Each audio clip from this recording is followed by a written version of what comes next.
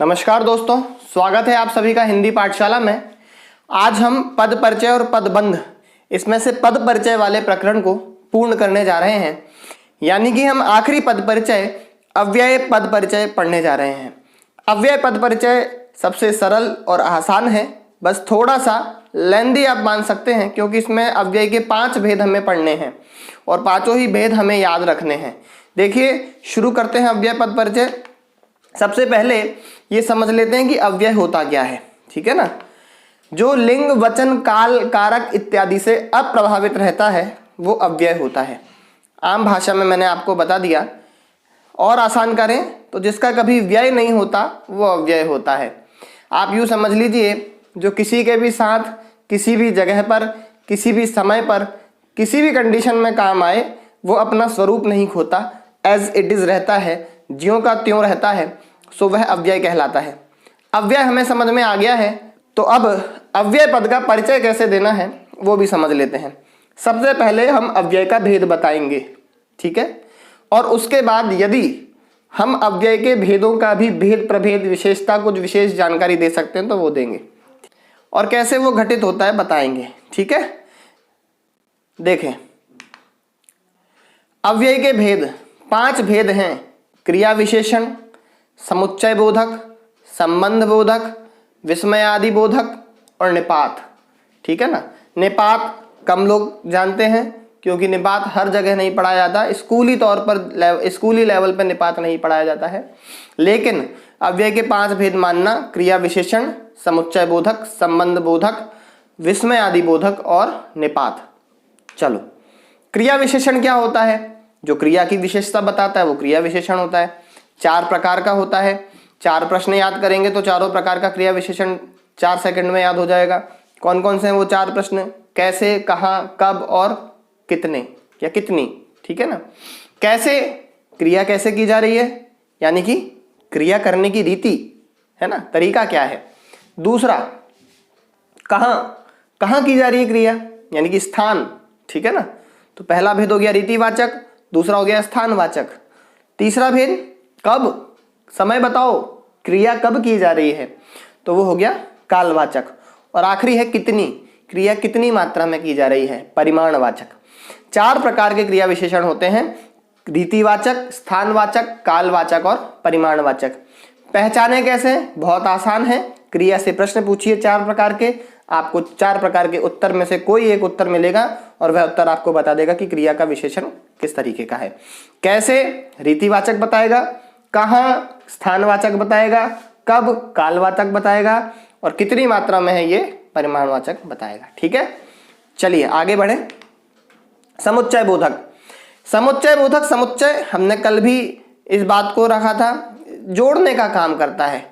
2 शब्दों को जोड़ेगा या 2 वाक्यांशों को जोड़ेगा या फिर 2 वाक्यों को जोड़ेगा। तो ऐसे जो शब्द होते हैं, और, परंतु, अपितु, लेकिन, किंतु, क्योंकि, इसलिए, तथापि, ताकि, ये सारे के सारे शब्द क्या है? समुच्चय बोधक शब्द है।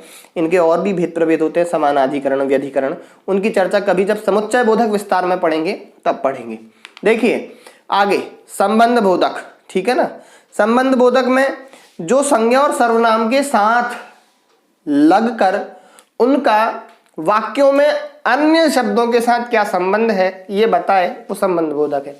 सामान्य भाषा में कह दें, वाक्य में संज्ञा, सर्वनाम, बहुत सारे शब्द होते हैं, इनका आपस में संबंध बताने का काम जो करता है वो क्या है? संबंध बोधक है। याद रखना लेकिन किसके साथ लगते हैं ये? संज्ञा या सर्वनाम के साथ लगते हैं। ठीक है।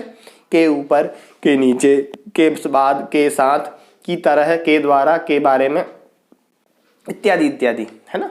देखिए आगे, विस्मयादि बोधक। विस्मय अपने आप में हमारे को भौचक्का कर देने वाला काम करता है, विस्मय होता है वो, है ना। तो हर्ष, शोक आदि मनोभाव, मन के भाव जब अचानक से बाहर आते हैं तो वो विस्मयादि बोधक में आते हैं। जैसे हाय, उफ, वाह वाह, शाबाश, क्या बढ़िया काम किया है, अरे काश, बाप रे बाप, ऐसे वाले जितने भी उदाहरण हैं। गंदगी देख ली तो छी छी, और कुछ हैरानी वाली बात हो गई तो ऐसा भी होता है।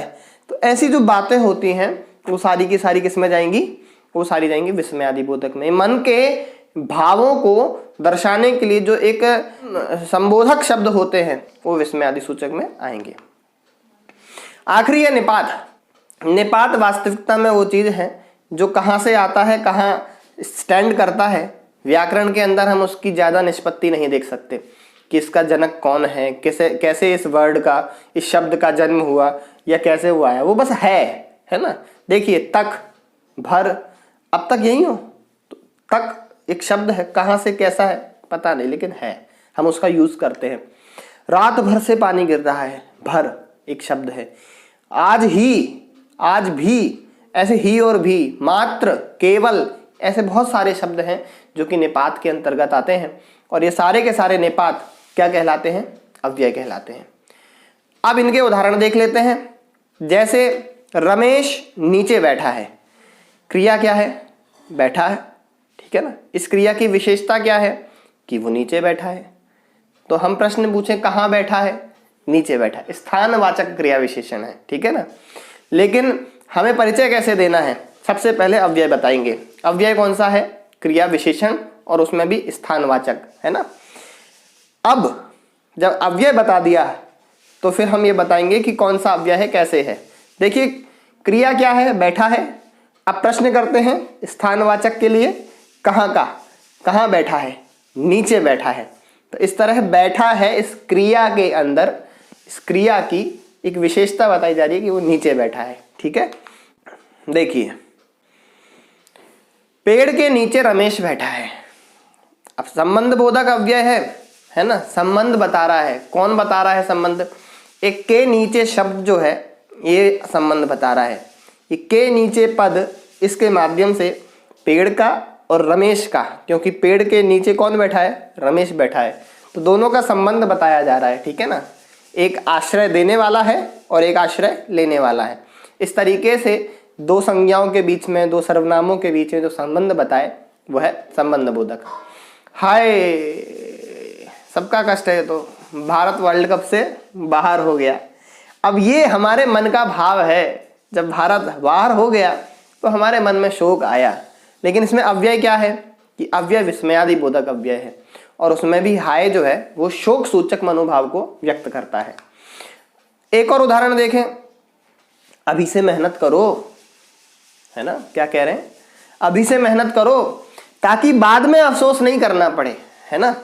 तो अव्यय क्या है? समुच्चय बोधक। क्यों? क्योंकि ये दो वाक्यांशों को जोड़ रहा है। एक अभी से मेहनत करो और दूसरा ताकि बाद में अफसोस न करना पड़े, ठीक है ना। तो अभी से मेहनत करो ताकि बाद में अफसोस ना करना पड़े, इसमें जो ताकि शब्द है, ताकि पद है, ये क्या है? समुच्चय बोधक अव्यय है। और ध्यान रखना ये उद्देश्य को बताने वाला होता है ना। क्या उद्देश्य बताया जा रहा है? कि आपको बाद में अफसोस ना करना पड़े। अगर आपका ऐसा उद्देश्य है तो फिर आप क्या करो? अभी से मेहनत करो। और ये व्यधिकरण समुच्चय बोधक के अंतर्गत आता है। आखिरी उदाहरण देखते हैं। तुम्हें आज रात रुकना ही पड़ेगा, है ना। निपात का प्रयोग किया गया है, ही बल दे रहा है ना, रुकने की बात पर जोर दे रहा है। लेकिन वास्तविकता में ही का कोई आइडेंटिफिकेशन नहीं कि कहाँ से आया, क्या इसका रूप है, कहाँ इसका जन्म हुआ। हर शब्द की अपनी एक पहचान है। हर शब्द कैसे बनता है, कैसे उसकी निष्पत्ति होती है, व्युत्पत्ति होती है, वो सब बताया जाता है। लेकिन यहाँ पे ऐसा कुछ भी नहीं है। ही है तो है, कहाँ से है पता नहीं।